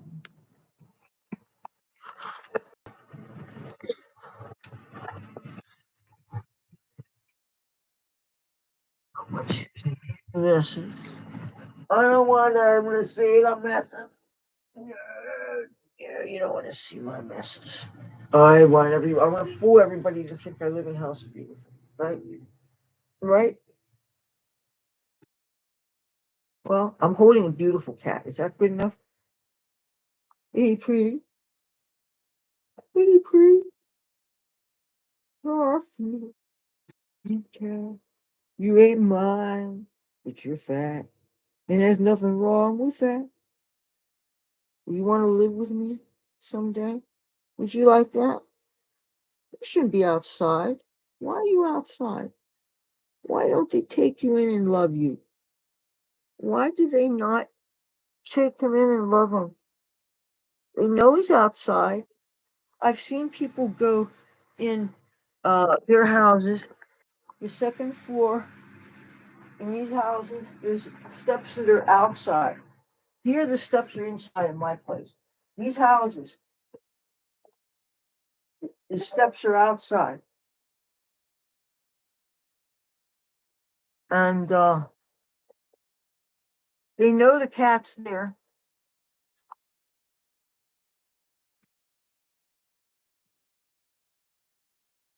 They don't leave a bed out there. They don't leave food and water out there. They don't leave a shelter out there. You know that a cat who's obviously not a young cat, he's out there in the elements. They don't leave him anything. That's not right. Okay, it's 46% available.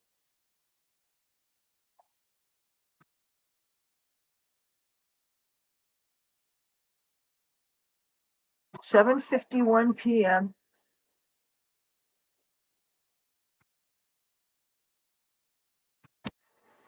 I want to light a candle so I could smoke some more weed.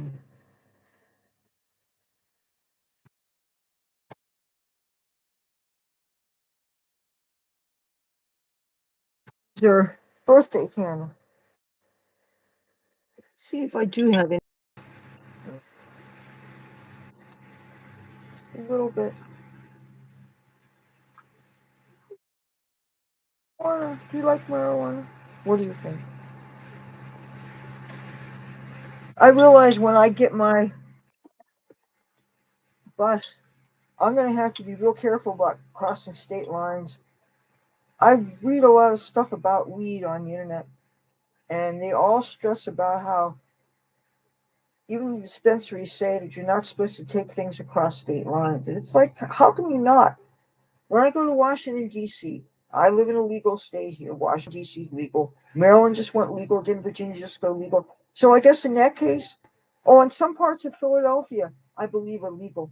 Because I got some weed um, from Philadelphia that is really good. Did you ever have mood rocks? It's like they roll these nuggets of really good weed that's sticky. They roll in this keef. It's got the sticky crystals in it.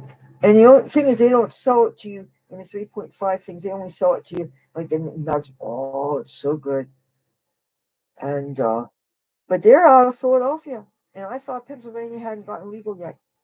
And the thing is, they won't ID me because I met them through a weed thing. But the thing is, weed is expensive. Weed is so expensive. Okay, so this is all I have is this little pile here, and I am going to put this in the bowl already.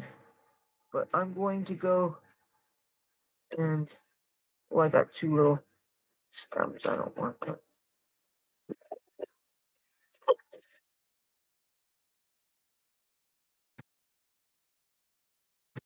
light this candle, and I'm going to come back. I got it. I still got to get a um Texas. I heard it's still a felony. And the thing is, I heard that there's some places like Austin where I thought it was kind of sort of decriminalized, and that's definitely on my places where I want to hang out. I heard a lot of good things about Austin, not just the music scene, not just about the bats. Um, only extract is a felony. I love dabs. You know that jelly? Put a little bit of that in your both. I love that. But pre rolls a lot of times it's filled with that ground up stuff, and it just kind of doesn't get me high that much. But oh, I don't know. Just I've been smoking since I was 15 years old.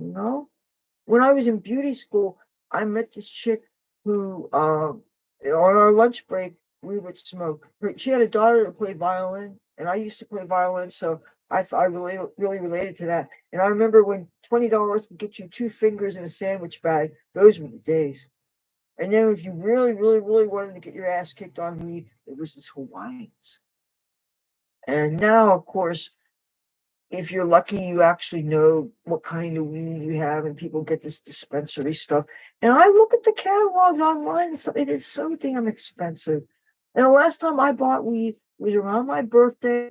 I paid $40 for an eighth. That's 3.5 grams. That's like three nugs about this size. And I feel bad that I actually told the guy who sold it to me that seemed like a small amount. And I keep on forgetting that it's a measure of weight, not a volume. And even though I thought that I remembered getting this much looking at the Cannabis Buyers Club in San Francisco in the year 1996, I think that's when it was. I don't know. I worked in the legalization movement in San Francisco. I was a real hippie. And San Francisco, you couldn't not be a hippie punk activist kind of. It was such a fun, exciting time. It was much safer.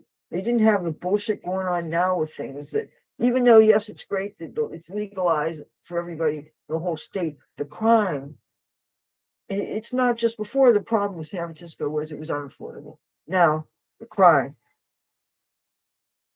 And Delta 8, now I heard that you can't really feel, but um, I have, okay, there's Delta 8 and there's Delta 9.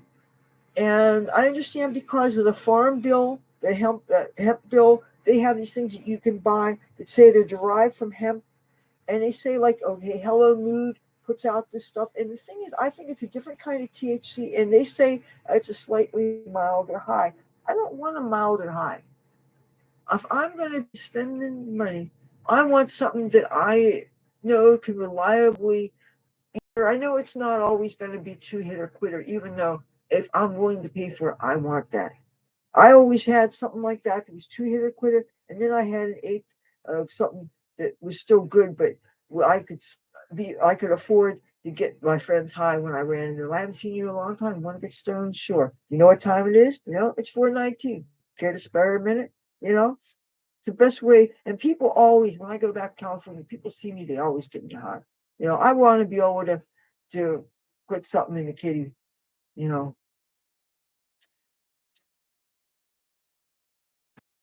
Now the edibles, I can't feel anything on them.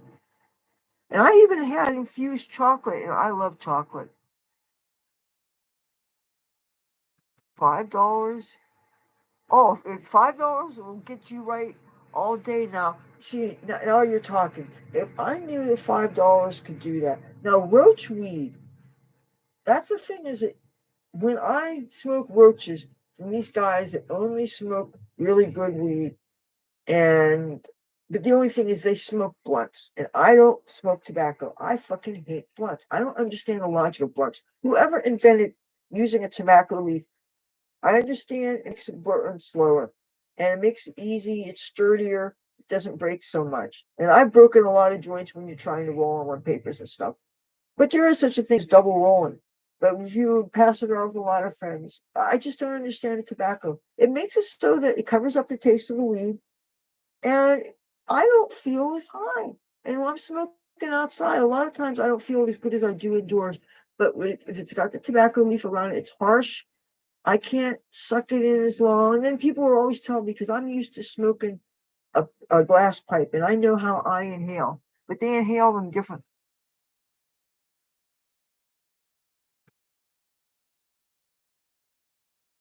Down south, cigarillos. Oh, I've seen these things they call beaties. And have you seen the things the Indian men, little Indian men smoke? And when I lived in Los Angeles, I was a stage dancer. I danced at some of these places. They had these men from Pakistan and these men from India.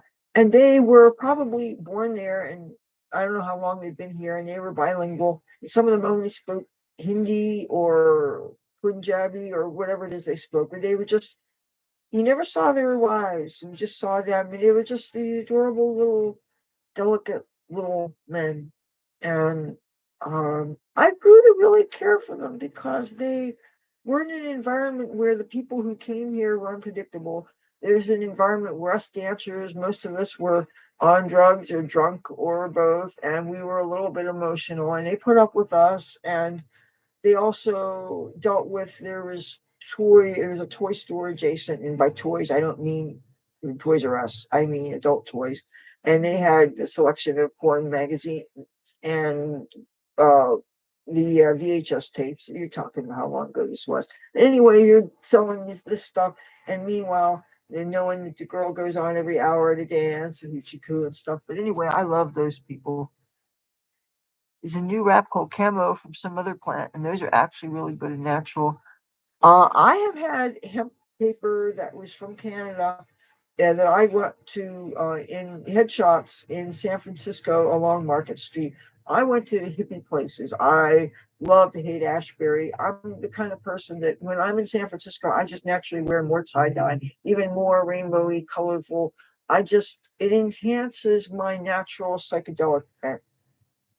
Um, But I also like to have a little bit of black things so that if I have a chance to go to a gothic club, I can. And I always like to carry a little white stuff on me so that I have a chance to go to one of two kinds of white parties, because I love circuit parties. It's just fun, fun.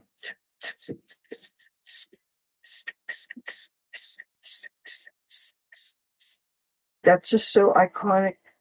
90s gay club thump, thump, thump music. It reminds me of certain, San Francisco Folsom Street Fair, if that means anything to you. I like techno. I like, you get such a workout on the dance floor, and it's, if you love your body and you're happy with your body and you're sweating and you're showing your muscles and you're encouraging your muscle development, and it's cardio, and especially when they outlawed smoking in clubs and you could breathe indoors, that really improved the club scene a lot. Because before that, I remember when, at least in California, they had these machines, which they were like bug zappers, but they snapped, and they were next to the air conditioning unit, and they somehow sucked the smoke out of the air, and they did a good job of filtering things out. Like at five at the in the Rainbow Bar and Grill, which is one of my favorite rock and roll clubs in Los Angeles, in West Hollywood, technically, and they have low ceilings because it's a bar and first level restaurant, and they have an outdoor patio seating area, which who knows what they're smoking now that it's legal. Then they have a second floor that has a dance floor, and they charge you $5 extra to go up there, but it's a dance floor, and that's where the DJ booth is. And then up there, there's a VIP area, which you can only go to if either, I guess, you're a rock star, you can rent them out. I don't know how much it is, but they can invite anybody they wanted to. And I can't tell you how many times waitress chapped me on the shoulder, and I was invited to go up there.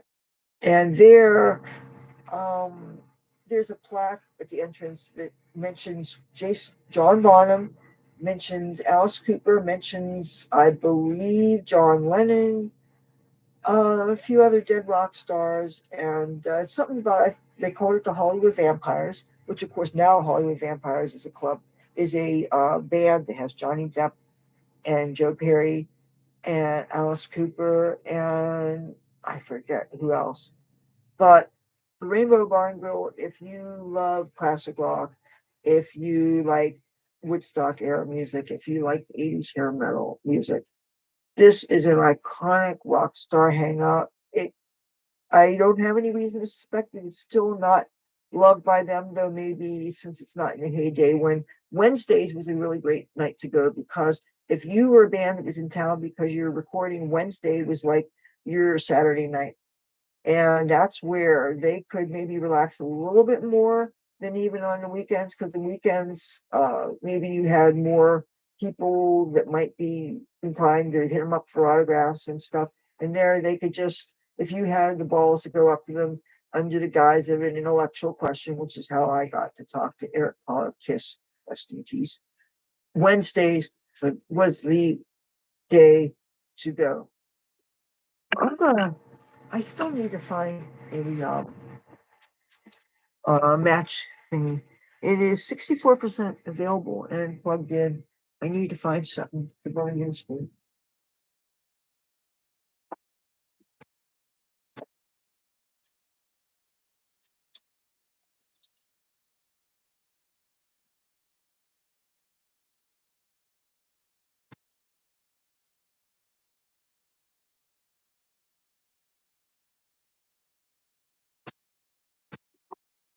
Oh, hello. See, this is what I use. I take one of these. Dump Star. Dump Star. Um, I don't want to spoil what my videos are coming up, but I have a video pertaining to hair. And I have to watch what I say because I don't want to ruin my upcoming video stuff. But it was important for me to go live today since I found him.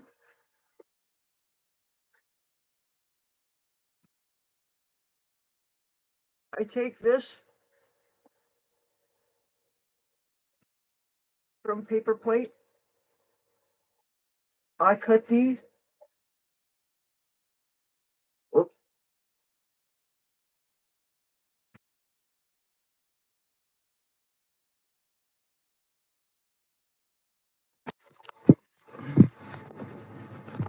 I take these to the stove, okay? And the stove, is my personal lighter, because I don't have a lighter at the moment. And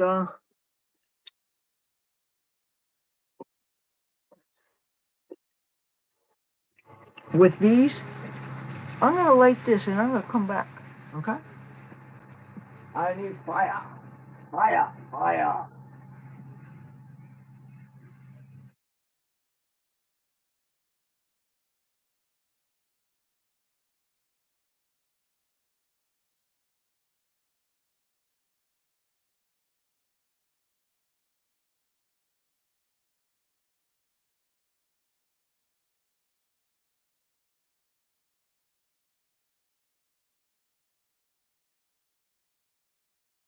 Okay? Now, I don't want to be setting anything on fire this time. I don't want to get on. I don't want to get his towel dirty either. I guess I'll get wax on that.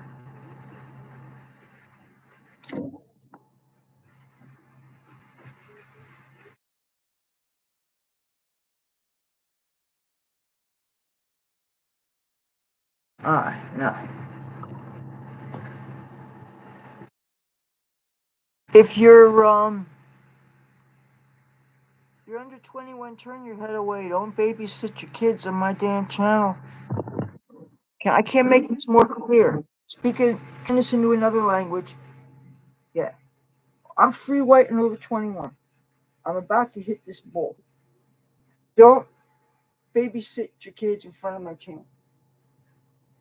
Free speech.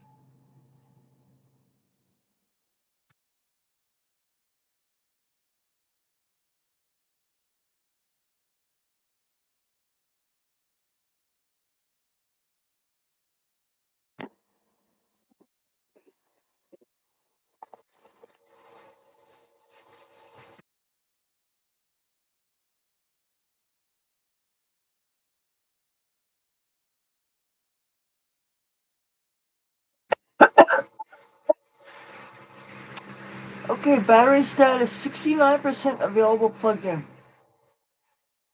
About ready to take you guys for a little walk down the hall. Check out my fine atmosphere. Oh, good boy. You gonna eat some num nums? What you doing, huh?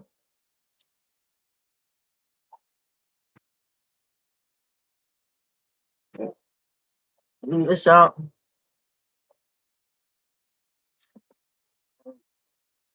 That's almost that's almost the end of my week.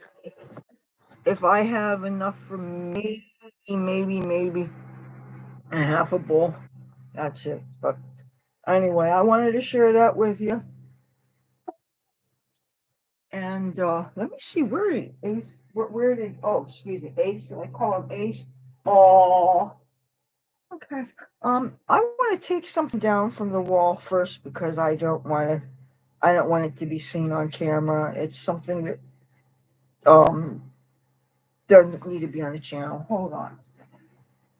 Right.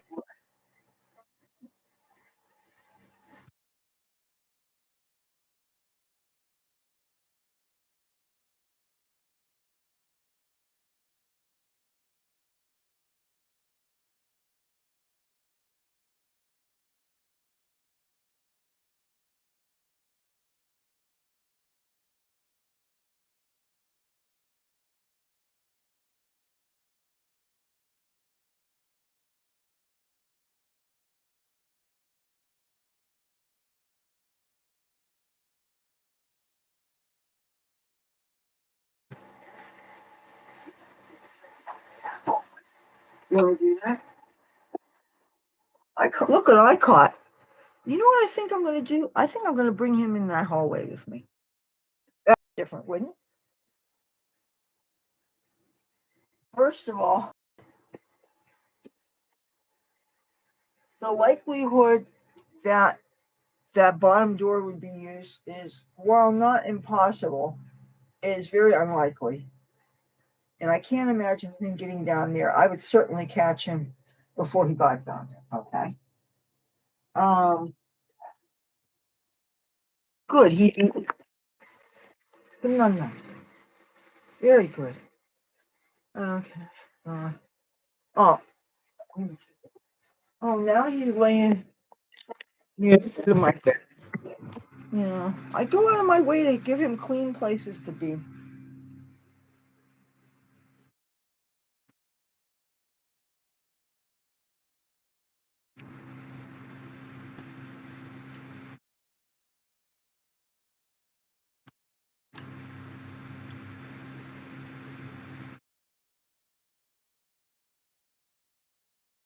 Okay. I'm gonna have to unhook some of this stuff because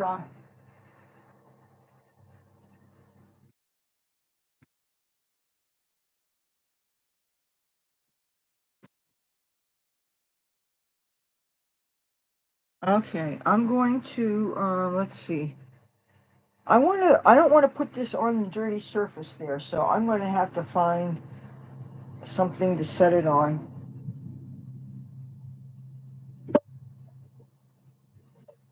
Yeah, I could maybe balance it on this. Let me see.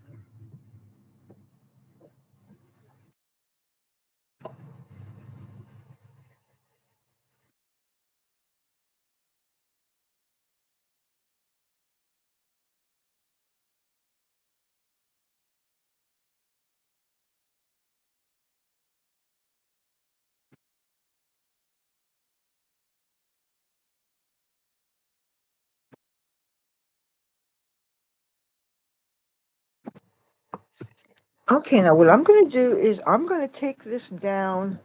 I blew that up. There's no fire. Okay. All right. Now I'm going to take this down the hall. Okay.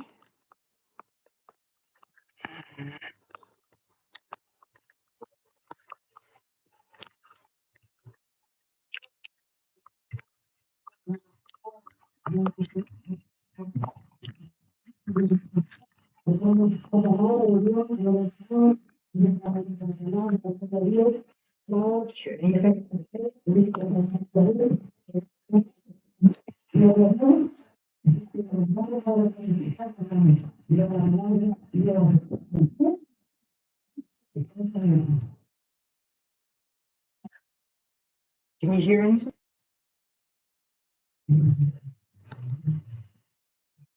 Do you want me to bring Garfield?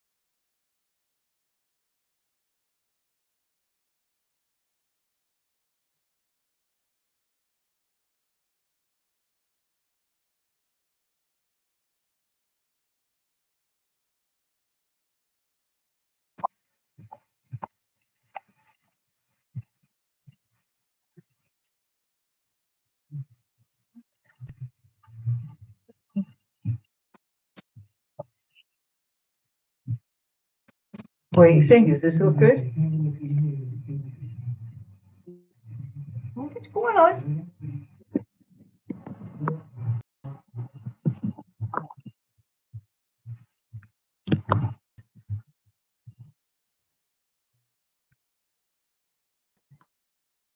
Is here. Oh no, no. He's Garfield came down here. I was gonna open that door and show you the street. But Garfield's not stupid. He's not a stupid cat. Oh, I gotta get him. Hey, what are you doing? Don't you lay down there. Oh, what are you doing? You're being ridiculous.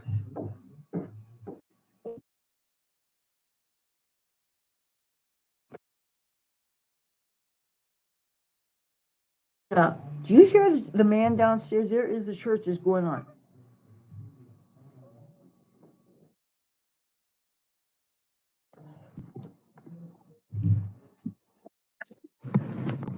Yeah. Going down again. Fucking cat.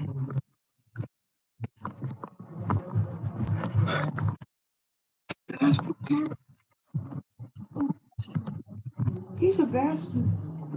Yeah, Peter. Yeah, Peter. What are you doing? What are you doing? Stop this. Stop this. No, stop this. All right, yeah. No. Now, stop this.